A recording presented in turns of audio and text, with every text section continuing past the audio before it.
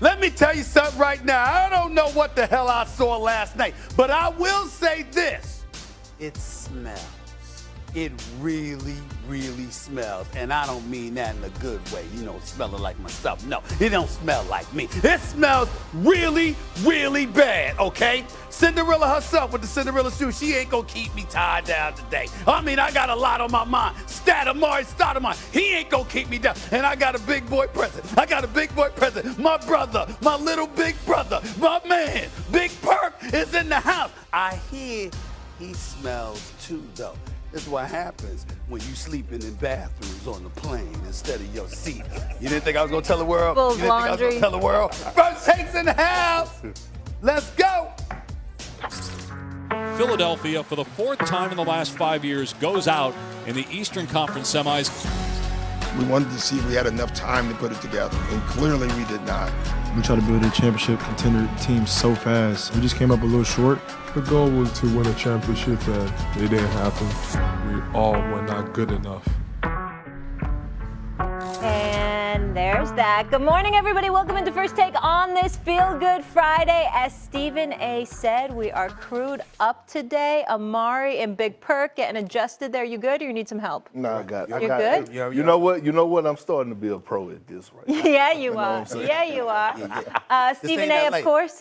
Ain't that light? Yeah. Yeah, I know that when I got off the plane. Yeah. I figured that. But this is a treat, Perk, to have you in the flesh. It's a special day, so let's get it. That's right. Are you ready? You ready, big boy? Don't swing. You don't get to shrivel your face up in New York City, bro. You don't get to. You got to smile. You got to smile. You got to fake it. You got to act like you want to be here instead of that damn Southern California sunshine. You got to fake it. I love New York. Yeah, so do I. Yeah. Good luck. Good to see you, Marla. Good to see you, too. Know how mellow he is? Good to see you, Mom. Good to see you. Oh, my goodness. Let's go. This is what I hate. When I'm ready to go, then you go on, and then you tell me, let's go. Get out of here. Jimmy Butler carries the Heat to the Eastern Conference Finals, scoring 14 of his 32 points in the third quarter as Miami beat Philly 99-90 in Game 6 to reach the East Finals for the second time in 3 years. It marked another early exit for the 76ers, who lost Danny Green to a potentially serious knee injury early.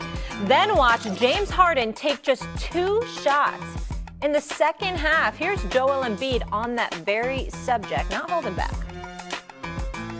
I'm sure, since we got him, everybody expected the Houston James Harden, but that's not who he is anymore. He's more of a playmaker. I thought, at times, could have been, as all of us, could have been more aggressive. What do you see with this team in the near future? You said you're going to opt in. Yeah, we're trying to win a championship, and that's the goal. So, whatever that looks like, to continue to build us individually, continue to get better, us as a unit, continue to get to know each other, find out what works, what doesn't work, and things like that. To be clear, you plan on still opting in? I'll be here. Yeah, I'll be here. Whatever makes this team, whatever allows this team to continue to grow and get better and do the things necessary to win and compete at the highest level. Amari, this is First Take, so we're going to be bold out the gate, but I'm going to make Stephen A. start. Stephen A., is Harden the reason the Sixers were eliminated? Yeah, he's most of the reason why. This was one of the most atrocious performances by a star in NBA playoff history. One of the things that's hard about sitting in this chair and tackling these subjects, you see, because you make enemies. And why do you make enemies? It ain't for talking about their personal life. I don't do that. It ain't for getting into stuff that's off the court. If you ain't in the police blotters or you ain't making headlines and stuff that everybody knows, I ain't got nothing to say. I'm talking about your game, the game that you put on display for millions of people watching on the tube and thousands of people in attendance. And because you say what you saw with your own 2 eyes, people will hate on you because they're more concerned with their brand than reality. But I don't give a damn. I'm going to say it anyway. James Harden was so bad last night, it almost looked like he did it on purpose. 2 shots. Kendrick Perkins, I was just on with this man on Get Up a little bit earlier, man, and I'll say it to you again. On crutches, on one leg, James Harden could get more than 2 shots off in an NBA game. I don't give a damn how much slippage he has. You can attempt more than 2 shots. I don't want to hear anything about Doc Rivers. I know because I've spoken to numerous people. Plays were called for James Harden. Okay? James Harden was the point guard, had the ball in his hands. James Harden had ample opportunity, motivation from the standpoint that Jimmy Butler was giving it to everybody, averaging 27, 7, and 5 for the series on better than 50% shooting. And then on top of it all, you had Joel Embiid, poor Joel Embiid, cracked bone in his face, messed up thumb, like you said the other day, still hasn't fully recovered from his knee injury, but out there trying. Tyrese Maxey crying in the locker room post-game because it meant so much to him. He out there playing his heart out. And James Harden did literally nothing in 22 minutes and 52 seconds. So when you look at it from that standpoint, there is no way around this. I smell something. It was so bad, I thought it was almost intentional. And I'm watching, and I'm going to watch Daryl Morey like a fine-tooth comb. I'm going to watch the Philadelphia 76ers with all I have because I want to see what they're going to do in the days and the next couple of weeks or so. Because let me tell you something, I'm looking for a coaching change. They're going to blame Doc Rivers for this. They're going to scapegoat Doc Rivers for this. Because remember, James Harden, in the post-game last night, when asked about Doc Rivers, he said, next question. Next question. Didn't give him a vote of confidence, didn't do anything. We all know what that means. That means you don't necessarily want to play for that coach. And you pointing the finger at Doc Rivers and what have you. Doc Rivers, yes, do I think he did a good job? You're damn right considering the circumstances. Great job? No, because you didn't end up winning the championship. But should he deserve blame for this? Hell no. But he gonna get it because he's not the coach that Daryl Morey selected. Daryl Morey came after him. And obviously Daryl Morey had his sights set on James Harden. And it is what it is, guys. It was a bad performance. There is no way around it. And as far as I'm concerned, it was so bad, it looked, I'm not saying it is because I don't know, it looked deliberate, Stat. Yeah, I agree. I mean, I think it did look intentional, right? Because it seems like James doesn't want Doc as a head coach. And he has history of, like, if he doesn't like something, he will shut down. And we saw last night that he shut down, and then the comments of saying, you know, next question in the post-game interview lets me know that he doesn't really agree with Doc being the head coach there. And so he shut down on this perk. And I think the ideal of it is that if that's the case, right, and you change coaches and you bring in Mike D'Antoni, what does that mean for Joel Embiid? Go ahead, big boy. You know what? I'm going to say this. I don't blame some of it. I don't blame part of it. I blame all of it on James Harden, right? Are we starting to see the pattern right now? Like, we go back to the Rockets days, okay? He get into it with Dwight Howard. Him and Dwight Howard don't see eye to eye. Dwight Howard out of there. All of a sudden, CP3 come in. Him and CP3 don't see eye to eye. CP3 out of there. Okay, Russ get there. Russ out of there. All of a sudden, he want out. He don't show up to training camp, and when he do come in, he's out of shape. Force his way to Brooklyn. All of a sudden, he gets to Brooklyn with his guy Kevin Durant, a guy that them two hadn't been talking in years, because James Harden wanted KD to come to Houston when the KD decided to go to Golden State. Yes. Okay, so KD says, you know what? Come join this. Let's make a run at it now. Gives up Karis LeVert and Jared Allen, who they can use, by the way. And all of a sudden, James Harden bounced on Kevin Durant. Forget the Kyrie Irving situation. It's a pattern going, right? And all of a sudden, you get to Philly. All of a sudden, you get to Philly. And now, all of a sudden, you quit. You quit on Doc Rivers. You quit. 2 shots, you quit. You quit. Why? Because you want things to go James Harden way. And we're talking about a guy that's the top 75 greatest player of all time. Right. He need to turn in his Wait, damn I just have to jacket. say one thing. We're saying he quit. We're saying this was intentional to blow a trip potentially to go to the Eastern Conference Finals. Like we're certain about this because I mean I feel that way because I didn't seen this. This is a pattern, Molly. Sooner or later, if a person show you who they are, we have to believe them. Okay, and every single time, you don't just disappear like this and not be aggressive. You had a ball in your hands all the time. Molly, let me explain. Let me elaborate on what Kendrick Perkins is saying just to crystallize this. When you are an offensive player, see, he was a defender and a rebounder and an enforcer. He was a scorer. Yeah. How long you been out of the league? 5 years or so. Right now, if you walked onto the basketball court with zero training, could you take more than 2 shots and a half? Absolutely. Without question. Yeah. The point that we're making is we're not talking about you shot 4 for 30. Yeah. We're not talking about you scored 11 points. We're not even talking about the 22 minutes and 52 seconds you played in the second half. What we're saying is you had the ball in your hands. For you not to attempt but 2 shots is incredibly obvious and deliberate. There is no defense on the planet that could prevent an offensive player from attempting 2 shots while they're on the court with the ball in their hands. Yeah. You could jack up a shot, Molly. I mean, it's like somebody that gets into the ring with Mike Tyson. You might get knocked out, but you're trying to tell me you can't run for 20 seconds? I mean, then you could run for 20 seconds. No, I'm just saying we can't gloss over that because that's the ultimate criticism of a player, to say they quit in the playoffs. But let me tell you this. I think Kendrick Perkins, when Kendrick Perkins just broke down the history from Houston to Brooklyn to Philadelphia, I will say this.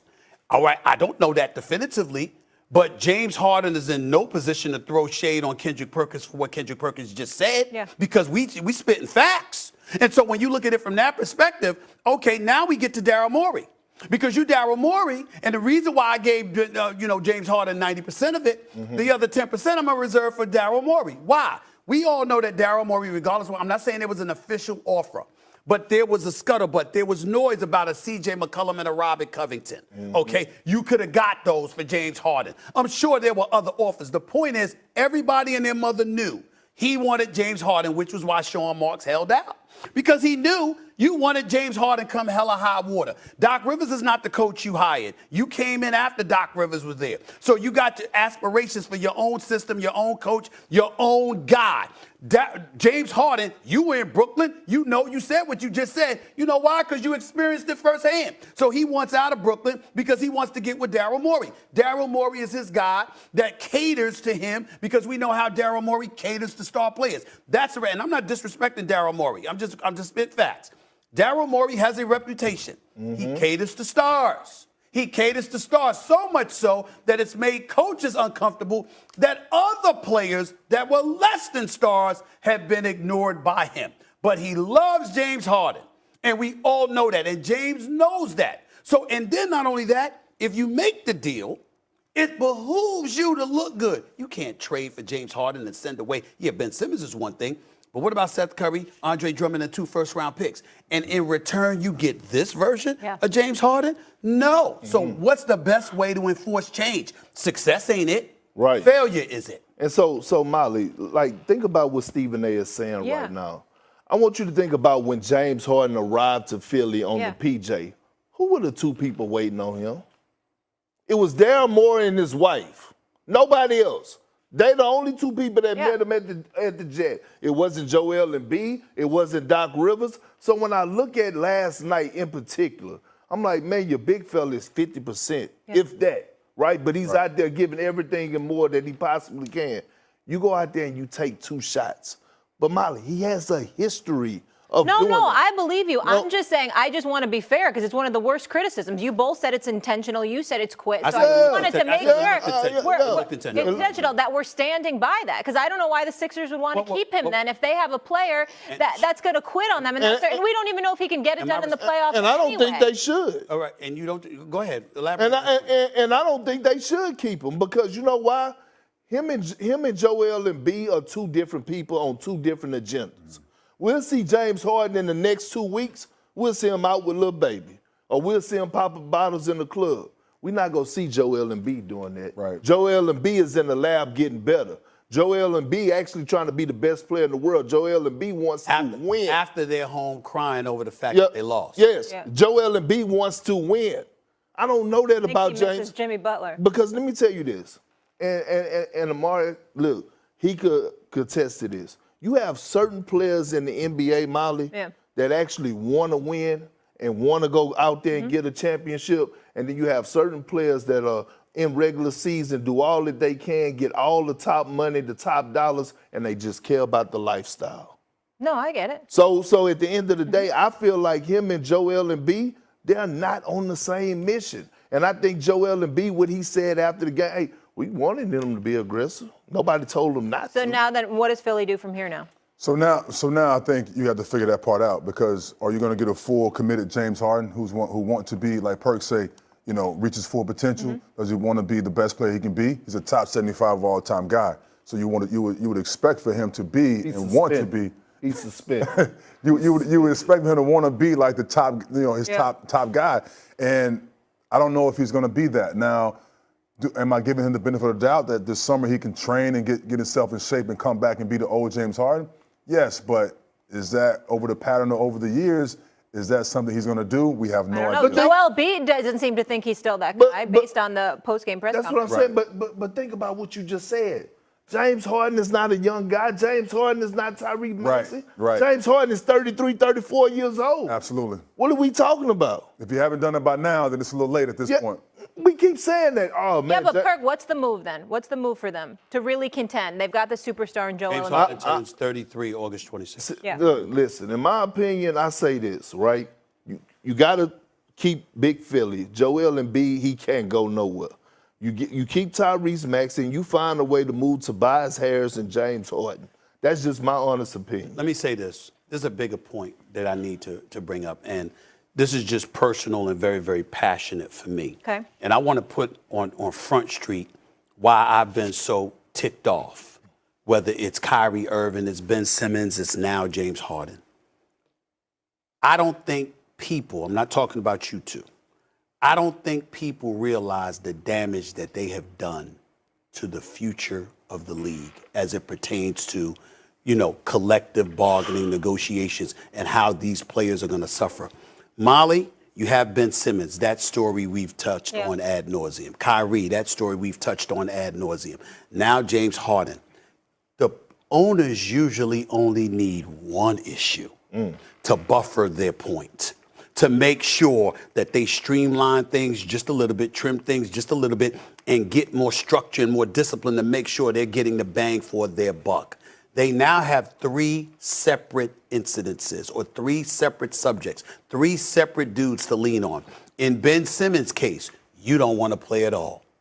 In Kyrie Irving's place, you want to play when you want to play. And in James Harden's case, you want to force your way out of one situation after another. Now, let's go back. Kendrick Perkins brought up Houston. What did Brooklyn have to give up to get Harden to Houston? That was Karis LeVert, Jared Allen. Prior to that, Dwight Howard didn't work, CP3 didn't work, Russell Westbrook didn't work. These are all moves that were made specifically because Harden wanted to. When they went to the conference finals, and then that next year they lost, okay, Harden went to the back room right in the arena at the Toyota Center and told Tillman Fertitta and the crew, I want CP3 out of here.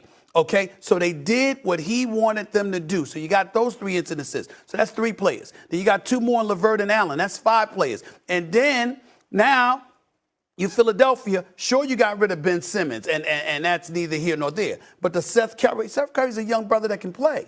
Andre Drummond is no scrub. Now, obviously, you don't want him defending in pick-and-roll situations, so he has his liabilities. But then he could grab you some rebounds, plus you gave up 2 first-round picks. There are bodies lying all over the place that's got James Harden's name attached to it. Yeah. And the owners are paying attention. They're coming for these players. And when these players have basketball-related income reduced, when pay-for-play is introduced, when you got a lockout that's taking place and the players are complaining about the owner's staunch position. I want everybody to remember this moment because they're going to look at Harden, they're going to look at Ben Simmons, and they're going to look at Kyrie Irving, and they're going to say, talk to them. All right, let's leave it there. We're going to have much more on this, Perk. We'll discuss this more in the second hour. So obviously Philly couldn't extend it, and Phoenix couldn't close it out. So we're going to Game 7. Luka Doncic in the Mavs. Talk about lopsided. Blowing out Phoenix on their home floor, 113-86 in a Game 6. Dallas took a 15-point lead into halftime and just cruised from there, hitting 16 threes. Luka had 33, 11, and 8. The Suns, who are coming off a 30-point win in Game 5, couldn't get it done on the road again. Chris Paul had 13, Devin Booker 19, but missed all 4 of his threes. Here's Jason Kidd on what a special talent Luka Doncic is. Elimination is, I guess, the big word you guys use. It's just another game for us on this journey. And our journey is to try to win a championship. Sometimes it ends early. Sometimes you're able to play to June. And I think he enjoys the moment. You guys have seen him a little bit longer than I have up close. The stage, he's not afraid of the stage. Ari, you've had some glory days in Phoenix. Tell me this, sir. What are the chances the Mavs win a Game 7 in that city? The chances are high. I'm concerned with Phoenix right now because they gave Luka Doncic a chance to eliminate them in Game 7, right? And so what I've noticed with Luka is that I saw him play in Europe, in the EuroLeague. Yeah. And so what we're seeing now is that he was able to somewhat establish his dominance at a young age in Europe and then come to America and play against the guys here. And you're seeing that confidence now in the NBA. Like he's taking that same confidence he played in Europe here in the NBA, and he's dominating the game because his size and his IQ of the game is second to none at this point, right? So in elimination games, I just feel like Phoenix is now in trouble because of that. You know, Luka's a guy you don't want to have in elimination Game 7. You can't stop him. He's a great playmaker. His precision is great, you know, in the plays he makes on the basketball court. So now I'm a little bit concerned with Phoenix. Okay. I'm not concerned at all. Phoenix taking them out. I predicted Dallas was going to win last night, which they did, and I'm predicting that the Suns going to take them out in Game 7. I ain't worried about it at all. Luka's going to show up. He going to do his thing. I'm not sold on Reggie Bullock, Spencer Dinwiddie, Max Kleber, and all of these guys. Jalen Brunson's a different animal. There's just a level of poise that you see with his game that I love. And I'm not knocking those players. I'm just saying they're different at home than they are on the road. And then the road in Phoenix, because their crowd is no joke either. That's hostile confines. I believe that Phoenix is going to take them out in Game 7 on Sunday. I think I wouldn't be surprised if it's a rout. That's where I'm coming with this. I hope I'm wrong. I could be wrong. I doubt it. I'm telling you right now, that's how I feel about this game. Now, I would want to say this. 1 week ago today, Chris Paul turned 37 years old. Coming into that birthday, we called him the point guard. That's what we said. And we know how great he is, one of all-time greats. I think I got to double-check this stat. Is it true what I heard, that the brother got more turnovers than field goals since then? Yeah. He's got like 18 turnovers to 14 field goals made in the last 3 games. Yeah. This is not good. This is not good. And so as a result of that, he got to step up and remind everybody who the hell he is. Devin Booker has got to be that star we expect him to be. It's going to require a lot, but I think they got it in them. The home teams are 6-0 in this series, so I do want to point that out. So Yeah, the closeout game is in Phoenix. Yeah, but they don't have baby LeBron minus the athleticism, and that's who the hell Luka Doncic is. Okay, when I look at this man and I look at his killer instinct, I don't know how you don't appreciate it. I do appreciate it. That dog, I that think 90s mentality, I think he's great. That talking noise, and he bite hard. Luka going to take his ball back. He going to hop over that fence. That sign they got, the beware dog sign, he going to hop over that fence, and he might take the dog home. That's how special he is. He don't care. And so when I look at him, he has the capability, and he is the best player in this series. Yeah. Oh, you agreeing now? You remember you was tiptoeing. You remember Molly, he was tiptoeing the other day. He was straddling the fence. I don't quite tiptoe like you. And we'll get into that later. You still have it, but you still have I got to Phoenix get you as what of I right now. get. Hey, but listen, here it is. Look, he's the best player in this series, and all I'm saying is this. After last night, yeah. You could struggle. You could struggle from the field. Phoenix, I mean, I don't know what DeAndre Ayton is doing at the moment. He should be dominating in the inside, but he's not. They ain't getting him the ball enough. But going into getting him the ball enough. But going to Game 7 with Luka Doncic, man, look, I'm taking Dallas. Andrew Perkins. Wow, you're Dallas? I'm taking Dallas. Dallas, and you're Dallas too? No, I'm not. I didn't say I was taking Dallas. I just think that it's a difficult situation for Phoenix. No, I see that you're smirk on your face. taking You dancing Dallas. now. No, I'm not. No, I'm not. You just I'm not. our former son. That's No, all. I'm not taking. I'm But taking. why are you I'm taking. smiling like I'm that taking then? Phoenix in the Game 7 game, but I do need DeAndre Ayton to step up big time, and I Alright. do need Phoenix to give him the ball in the post so he can be dominant. I've I'd like never to say seen you two things. smile so I'd much like to since say- you've been no, here no, in that he answer. does smile. He does smile a lot, but he is flaking a little bit. That's why that smile's on his face. I would say 2 things before we get out of this segment. Number 1, Devin Booker will be the best player on the court Sunday, Game 7. It won't be Doncic. It will be Devin Booker Sunday. You don't got to write that down. you don't even I truly do. No, I think Devin Booker might drop 40. I think he's coming. Number 1. And number 2, if I'm wrong, there is a consolation prize. What? Dallas is not a bad city. Not a bad city. I just think it's important. I just think it's important to point out. And I'm not talking about them damn Dallas Cowboy fans. I'm talking about the city of Dallas. I love Dallas. Oh, by the way, Dallas I is heard not you have a bad. surprise for Dallas fans later in the show. That's what I don't was know told. about that. Dallas is nice. Okay. Dallas is nice. Way to Know kill what my I'ma do with tease. you, man. You need to Dallas catch is a a very flight. nice It's been city. fun having you here. Yeah, My Thank brother. you so much. Sure. See Perk, you, you'll be man. right back. Yeah. We need to You know. deal with some NFL news at the moment. Booger McFarland will be joining us. All right, here we go. See, pitiful. The Rams will host the Bills on September 8th in a Thursday night clash between the reigning Super Bowl champions and the Josh Allen-led Bills. Many have these two teams as the favorites in their respective divisions. Could be a potential Super Bowl preview. I know it's early, folks. It's May. That's not the only marquee matchup on our radar in 2022. Brady and the Bucks and Mahomes and the Chiefs headline several, including a rematch with the Bills. Russell Wilson, meanwhile, will head back to Seattle September 12th in what's expected to be his first game for Denver since the team's blockbuster trade this offseason. Booger McFarland joining us now. Boog, we got you. All right, we'll work on him for toughest division. Oh, yeah, in he heard football. you. He heard you. Oh. What's up, man? What's going on? What's the word, bud? I'm just checking. I mean, it's early in the morning and stuff. You ready to go? Are you ready to go? Hey, listen, if Brick is ready to go, then Booger is ready to go. You bet on that. See, that's love. There right we there. go. That's what love I'm talking right about. By the way, That's you love know, right you know, there. Booger's already been on TV for like a couple hours. You do realize that, right? He was on Get Up. It doesn't So matter. he's awake. Was he on First Take? It don't count until he on First Take. It says First Take for a reason. You understand what I'm saying? Get up, I get that. But First Take is First Take. I'm just saying. Let's go. Let's go. I love First Take. I love Get Up. Greeny's my man. But First Take. But Booger, it's one of those days. You get it. Boog, tell me this: who do you view as the favorite in the AFC West right now, the toughest division in football? Well, in the AFC West, it's got to be the Kansas City Chiefs. I think they have the best quarterback in the division, and I get it. I know there's going to be a lot of skepticism now that Tyreek Hill is in Miami. But Patrick Mahomes, I feel like for whatever reason this offseason, Molly and Stephen A., we have kind of forgotten a little bit about Patrick Mahomes.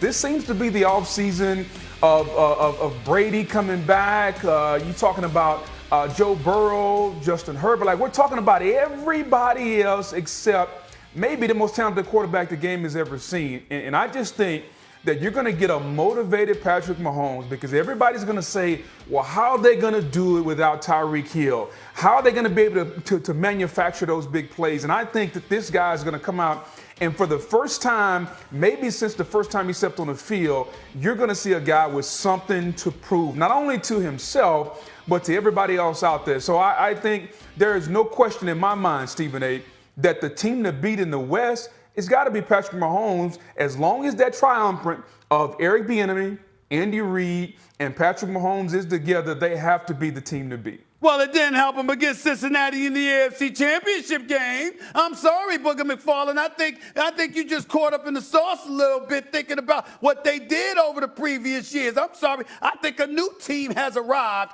in the AFC West, and their name is the Los Angeles Chargers. Yeah. SoFi Stadium. The Rams ain't the only dudes that play there. The Chargers played as well. Excuse me, let me tell you, Justin Herbert is no joke. They re-signed Mike Williams to a 3-year deal. We know what they bring to the table offensively, and I think head coach Brandon Staley with his rookie self would be even better this year. Now that he got just got he's a little bit too green, he'll be better this year. But let's go to the defensive side of the ball. The Khalil Mack, the Mack Daddy did. Correct me if I'm wrong. Did he sign there? Did he sign there? Yeah, he's now there, yeah. Okay. J.C. Jackson from the New England Patriots. Isn't he a Charger now? I mean, Kyle Van Noy, isn't he over there now? I mean, wait a minute now. I mean, I'm looking at the defense that's going to be vastly improved. I'm looking at a young quarterback who's a stud that watched Joe Burrow do his thing and said, wait a minute, what about me? Okay. I'm looking at Mike Williams still there in the crew. And I got to tell you, I saw how they gave the Chiefs a run for their money last year. I'm not sniffing at that. I think one of the great games last year was when the Chiefs beat them on Thursday Night Football. That was the thriller. Chargers ain't no joke. We saw what Justin Herbert did against the Raiders, how he kept coming back and forth, coming down. But unfortunately, the defense couldn't hold mustard. But now that's no longer the case. I'm rolling with the Chargers in the AFC West. I'm not saying that the Chiefs are going to fall off a cliff and Patrick Mahomes ain't going to do his thing. But the loss of Tyreek Hill, I don't give a damn what you got. I don't give a damn that Juju Smith-Schuster ain't going to be doing TikTok videos no more. I don't care about all that. McCole Hardman, I believe in the brother. He can ball. But I'm just telling you, it's the Chargers. Yeah. It's the Chargers I'm paying attention to. The Chargers.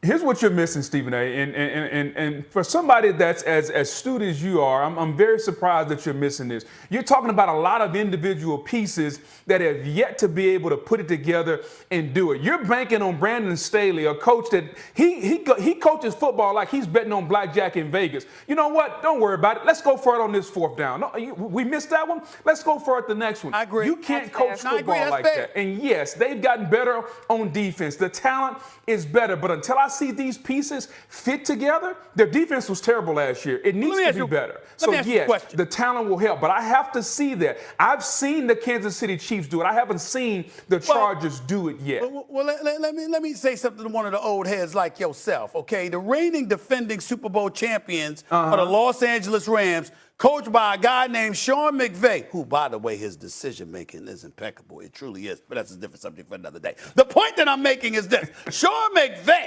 okay, how old is that brother? How old is that brother? Excuse me, I don't even know if he's 40 years old yet. So Brandon Staley being young and making some rookie mistakes, I don't think that he'll do it a second year in a row. I think he may have learned the errors of his ways, and I think that he will modify that to some degree, Booger, and not make the same mistakes that he made last year, because they were pretty flagrant. They were pretty obvious. I don't think he'll do that again. So I believe in the Chargers, man. I believe that the Chargers with Khalil Mack, the Mack Daddy, along with Van Noy and CJ and J.C. Jackson. Listen, man, their defense is significantly upgraded. And I think the Chargers are going to take the West because of it.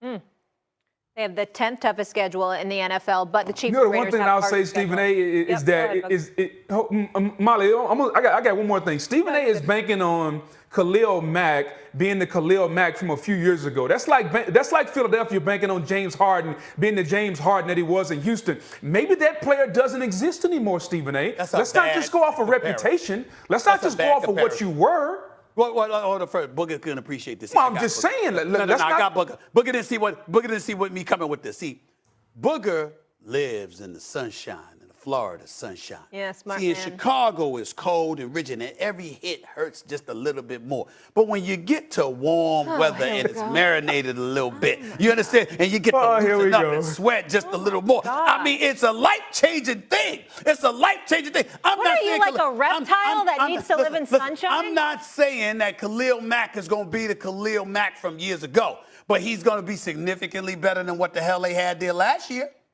And that's what I'm banking on. Right. Well, with Jackson, with Van Noy and those boys, I think they'll be better than what they had last year. And I think it'll be enough to upgrade this team. We're out of time. Booger's coming back. Your Chargers, Stephen A., have 5 primetime games this season. So we know you love Hollywood and the hype, so it makes sense you would go Google for them. McVay. You'll understand what I'm saying about his decision. Okay, I'll get right on that. I have a feeling you're being creepy, but I don't know. Coming up, the Celtics face an elimination. Why are you talking to Dave Roberts, not Jerry? Where the Bucks will look to close it out and punch their second straight ticket to the Eastern Conference Finals. As for Boston, who has a tall task ahead, Robert Williams will be questionable for this one. Big Perk, let's take a look back at your takes on a crowded Eastern Conference. When I look at the team to beat, I'm looking down there at South Beach at the Miami Heat. If I'm Daryl Morey and I had a chance to trade Ben Simmons right now, and I could pair up James Harden and Joel Embiid, I'm doing it. They gonna be the ones to win the conference. I can't roll with the Boston Celtics no more. I'm going with the defending champs, the Milwaukee Bucks. I got the Boston Celtics going to the finals.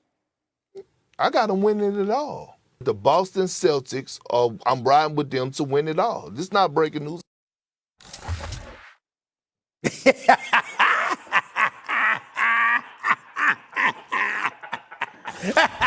Brooke, you know why I want to give you props? You know, you really pay close attention. You're watching those games. You have the emotion, the passion, and you're just reacting to what the moment is and what you saw in that moment. Yeah, but here's the thing about predictions, right? Yeah. You're predicting games and series. Right. Is that Yeah. you actually, it's almost like gambling and betting, right? Yeah. Look, I don't know what another man is going to do No, or it's how of he's course. going to show Listen, up. I picked Philly. I thought Philly was going to beat Miami, so I'm with you. And that's why. It's all love, baby. It's all love. It's a lot of fun. Damn it, I'm wrong all the damn time. So what? You know what? You say what you feel based on what you see, and then we got to get you. We got to get you. I done ran that back 2 times in 1 week. You did Yeah, change your mind. but we didn't want anyone to miss it, Perk. You did change your mind quite often this season. That's all I'm trying to say. It's been like about Perk, 6 what times. if somebody missed the show? We had to make sure they cover it. But I'll tell you this: you have your Perkisms, my Mollyism. That's why you only bet on yourself. Listen. We still trying to recover from. We still trying to comprehend the Buffalo getting slapped in the backside with an ironing board. We still trying to figure that one out. I still don't understand it. What you mean? A Buffalo getting slapped in the backside with an ironing board. It's a bull. No, listen. We was talking about the Golden State Warriors and them not being able to shoot the ball, right? Right. And I said that they couldn't hit a bull in the behind with an ironing board. I got it. You can picture the visual now. Ironing board's wide, bulls Yeah. behind is wide, Yeah, and you good still job. couldn't hit it. There you go. I got it. All right, okay. So, it. Perk, we got the flashback. Listen, it was fluid for you. You were a little all over the place. But now the question is, can the Celtics, Big Perk, won a championship there? Can the Celtics still win this series? No. You just said 3 days ago they're gonna win it all. No, I know. And I thought Like wearing all black. I thought game 6 was a crucial win for the Boston Celtics, and it's the way that they lost the game. Game 5, yeah.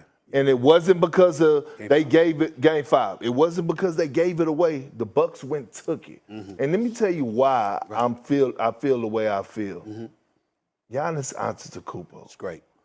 He is giving me those LeBron James vibes. And when I say that, I mean like when LeBron James was in the Eastern Conference and you had the Toronto Raptors who was the #1 seed, but they just couldn't get past LeBron and the Cavaliers. Or when Derrick Rose won the MVP, or he was doing his thing in Chicago and them boys was doing their thing under Tom Thibodeau, they just couldn't get past LeBron James. And that's the way that I'm looking at Giannis Antetokounmpo right now. And we're talking about a game 6 tonight.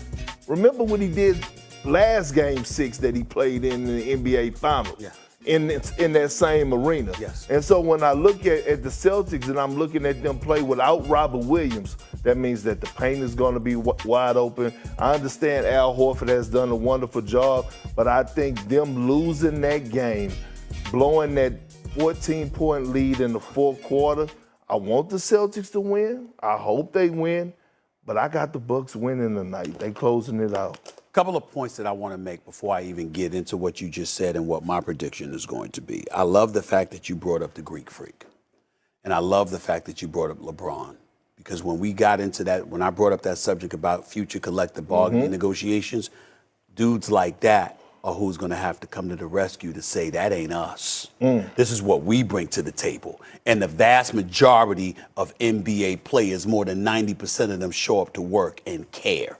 But because you have those 3 incidences, Ben Simmons, Kyrie Irving, and James Harden that I pointed to, and you combine that with, just guys like, I think only like 5 or 6 players have played every game this year, there's going to be ammunition that the owners have at their disposal. So I just want to put that out there. Having said all of that, getting back to the greatness of Giannis Antetokounmpo and the fact that he's just a treasure to this league because of his mentality and how he ain't trying to make no friends. He trying to win. That's his priority. And he's down with his dogs and everybody else's puppies. I get all of that. I give him a lot of love for that. Think about this, Stephen A.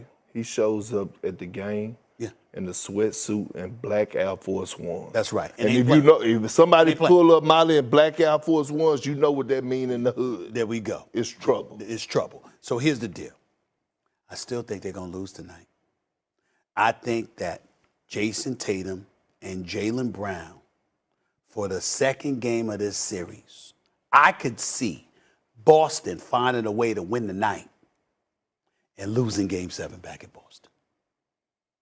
That's what I'm saying. I'm not saying that Milwaukee, even though I had the Celtics winning this in 7, I'll admit I got big time cause to pause now. Because it's hard for me to fathom them beating Giannis two games in a row in this particular situation, but could they still won and force a Game 7 back in Boston this Sunday?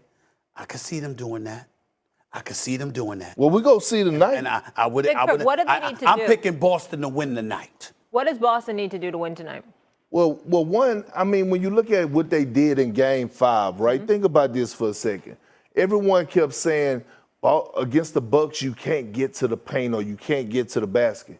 The Boston Celtics had 50 points in the paint. 50, okay? And then all of a sudden they go back to settling for jump shots, especially Jason Tatum. Like at one point throughout the course of the game, Jason Tatum had missed 10 out of his 13 shots outside the paint. When Jason Tatum is attacking, getting downhill, getting in the teeth of their defense, I mean, he's either getting to the free throw line, he's either making a poster, or he's either finishing around the basket. So aggressive Jason Tatum, aggressive Boston Celtics team attacking the teeth, because I strongly believe it's fool's gold.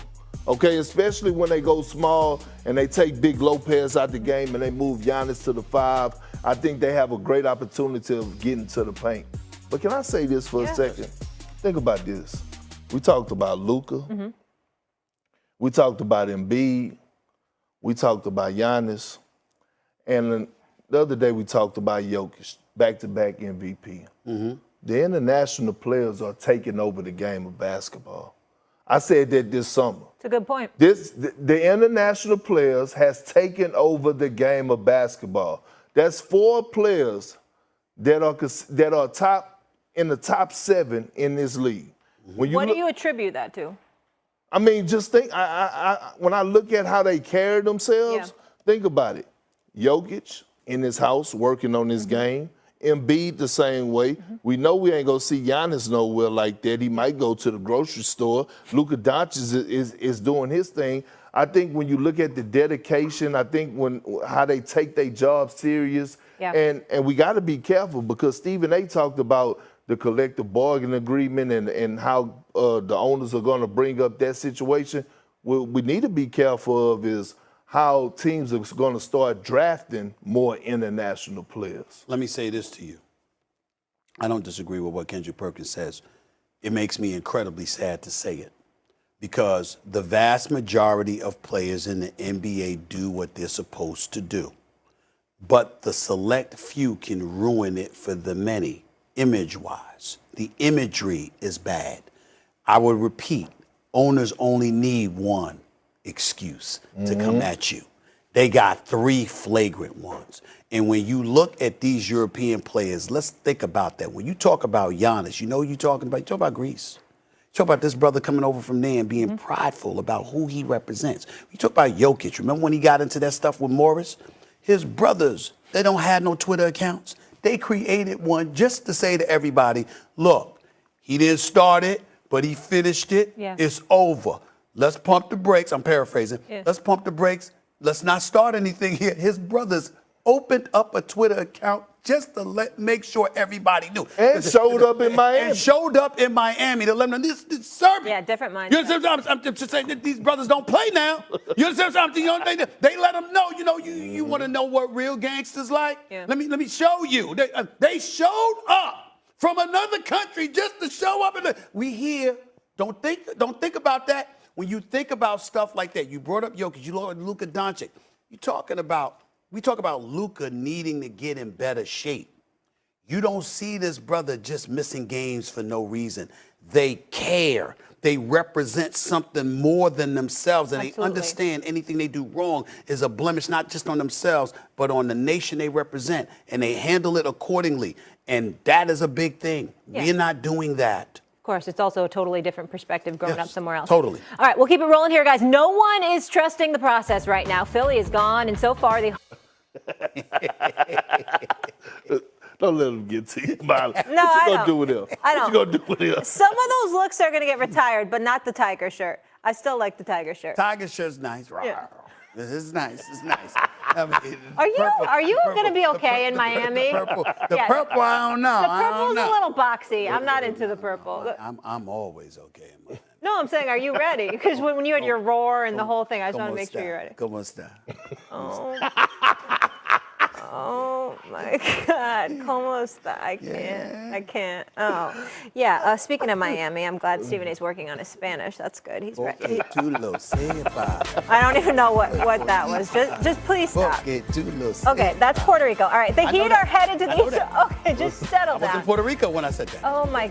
Can I do this? Can I do work? The conference finals for the second time in 3 years after closing out the Sixers 99-90 in Game 6. Jimmy Butler paced the Heat with 32 points, while Joel Embiid had 20 and 12 for the Sixers. James Harden had just 11 points in 43 minutes as Philly is heading home again after the defeat. Doc Rivers' job security was a topic of discussion. Have you thought about job security? I don't worry about my job, Howard. I think I do a terrific job, and if you don't, then you should write it. Because I worked my butt off to get this team here. When I first got here, no one picked us to be anywhere. And again this year, the same thing. So if that's how anyone feels, write it, and I'm going to feel secure about it. It's a results-based business, and that's It why is, I but you don't do it every year.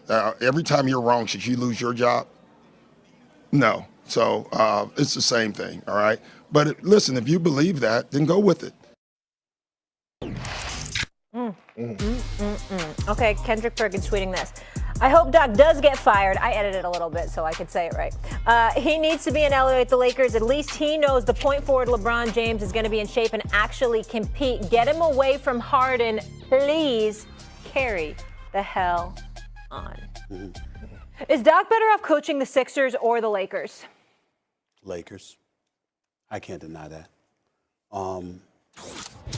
Because LeBron is more trustworthy than almost any player in the NBA. In the history of the NBA, he's one of the top 5 most trustworthy players. And I'm just listen, I get on LeBron James about, a free throw or a jump shot or a decision on the court or, stepping upstairs and pushing the organization to embrace someone you were in the bubble saying he with us when you were against him. You know what I'm saying? So you didn't feel that great about Russell Westbrook when you went against him in the bubble when he was on Houston. So why would you push the Lakers organization to bring him? That's what I get on LeBron James about. But there is no question. This is one of the greatest players ever. And more importantly, one of the greatest professionals ever. LeBron doesn't cheat the game of basketball. Now, indirectly, he may have affected it negatively because when you see everybody trying to assemble a big three, even though he wasn't the first, Ray Allen, Paul Pierce, KG, and all of that stuff, the bottom line is people followed that, but they didn't follow the level of professionalism that he puts forth and the level of commitment. They tried to imitate what he did, but they didn't bring the professionalism with them.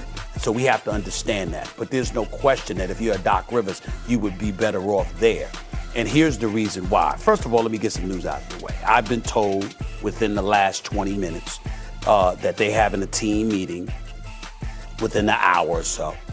And then after that, Daryl Morey and Doc Rivers are going to meet privately. I'm also being told that Doc Rivers will survive, that he'll last in Philadelphia.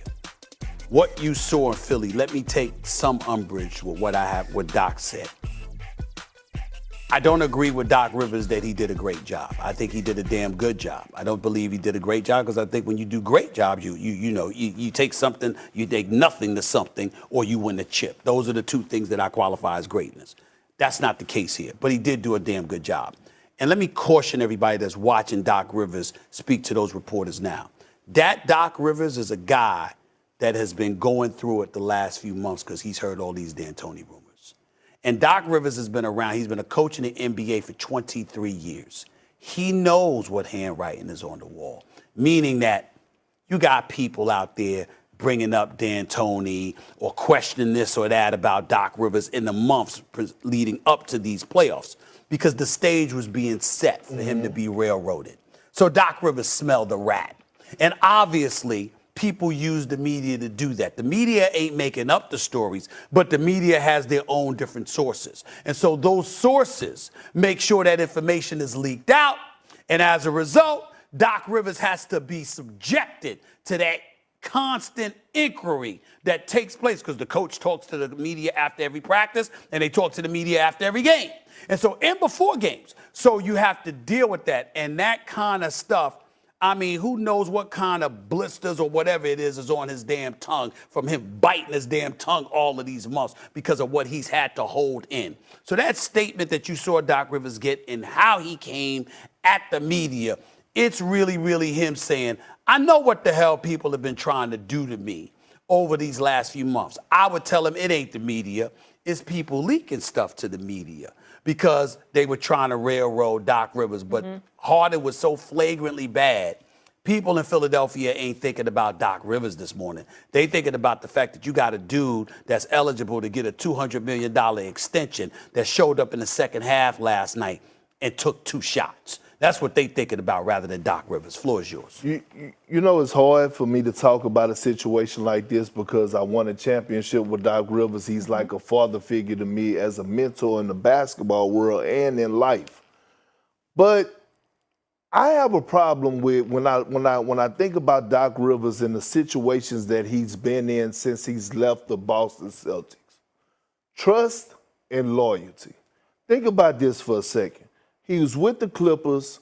He hired Lawrence Frank. Lawrence Frank backstabbed him to get up in the front office job, whatever the case may be. All of a sudden got that role. And then all of a sudden he let Kawhi Leonard and Paul George do whatever the hell they wanted to do.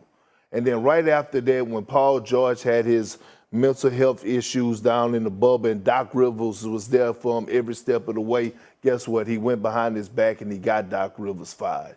Okay, and then all of a sudden you look at when he come to Philly, right?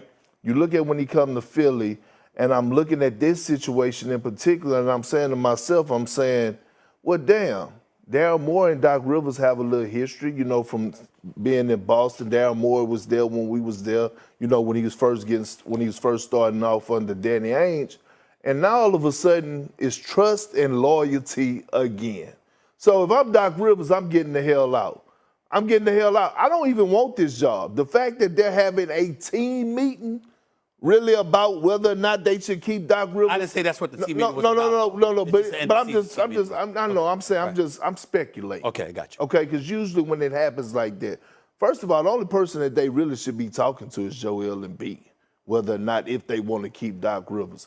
But when I look at this situation in particular, you don't want to go into a season knowing that James Harden don't want you there, and knowing that him and Daryl Morey tied together like shoelaces. Why would he want to be in that position? He couldn't be comfortable. He can't be comfortable. He can't be the best version of himself.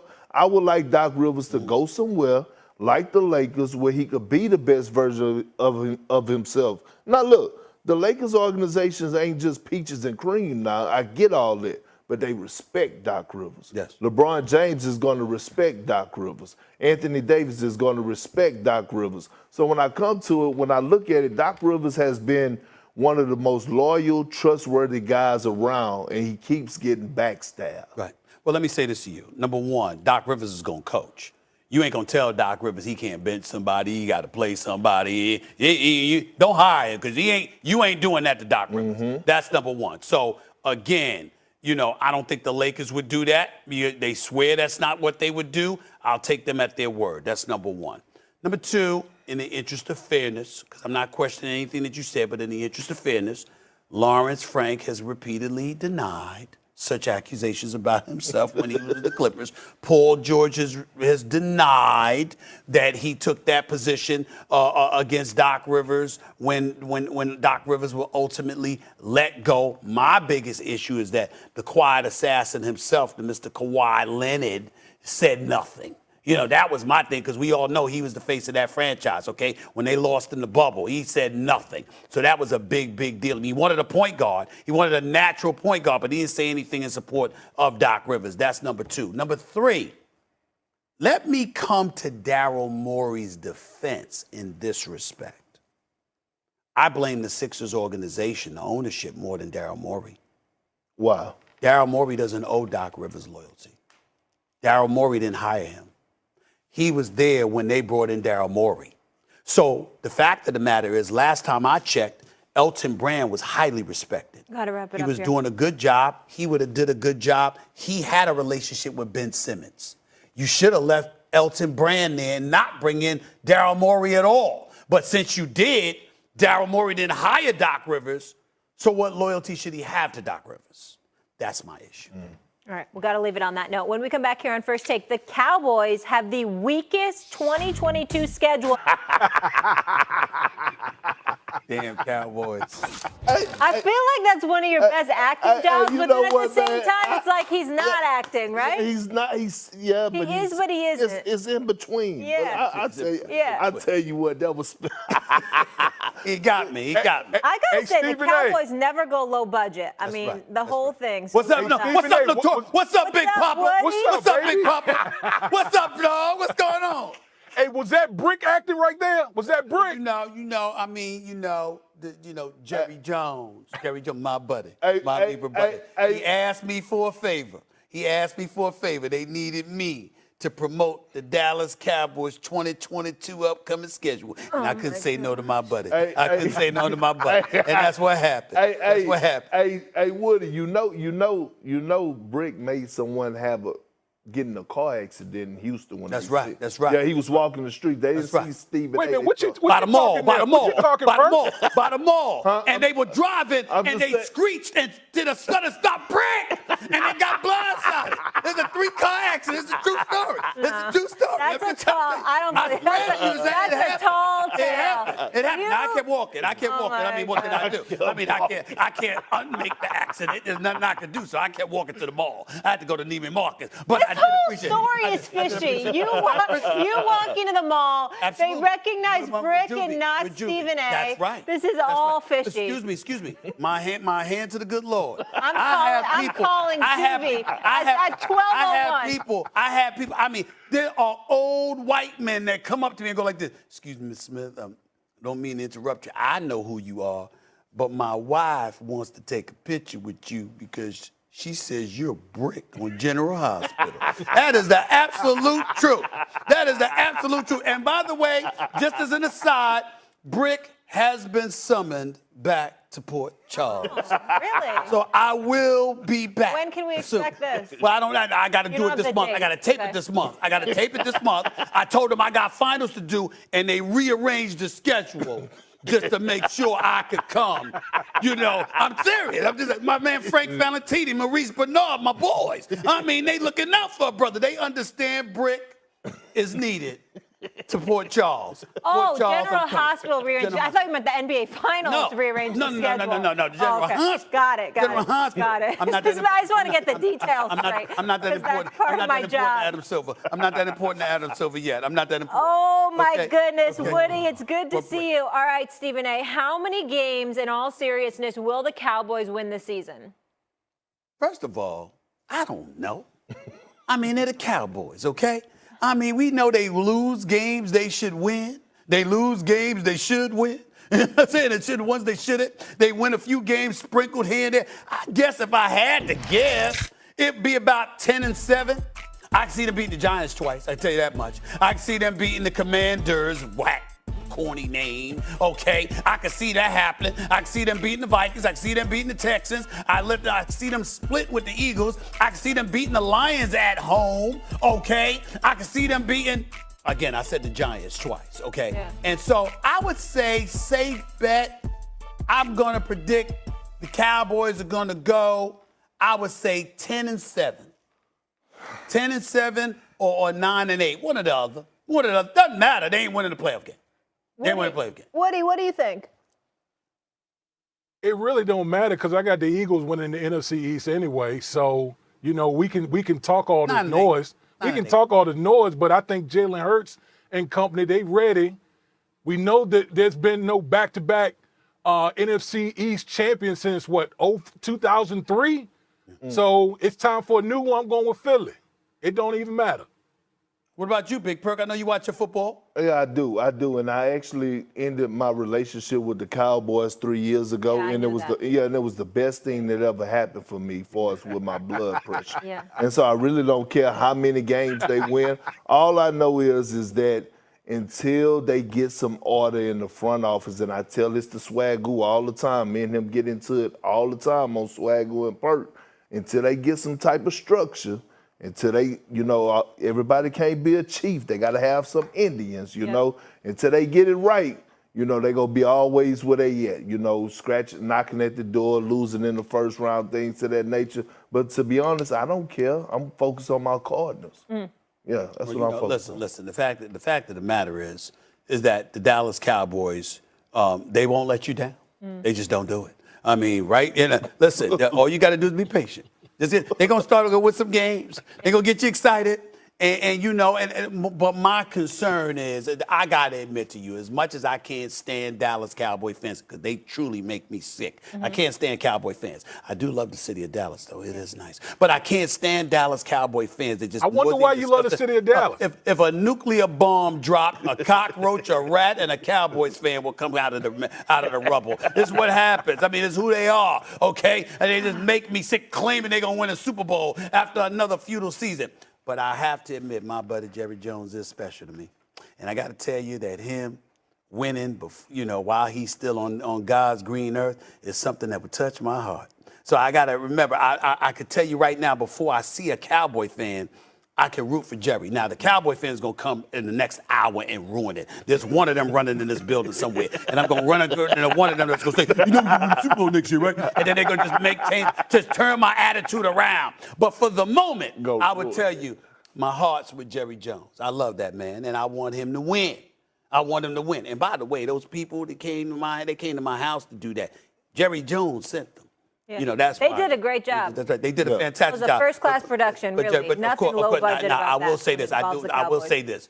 My house is kind of nice, but it would have been nicer to be on Jerry's yacht doing this. Unfortunately, I didn't have the time. I didn't have the time to get up there. Bus no, forget the bus. Forget the bus. I'm talking about the yacht. I'm talking about the yacht. No, unfortunately, I didn't have the time because of my NBA schedule that Dave Roberts has me on. I couldn't get down to the yacht, but that's where I wanted to do it. Oh, well, maybe he'll rearrange his schedule for you, just like General Jerry Jones? Hospital. But Maybe he'll work on that. I think it's possible. By the way, since the show started, I used the word I 213 times.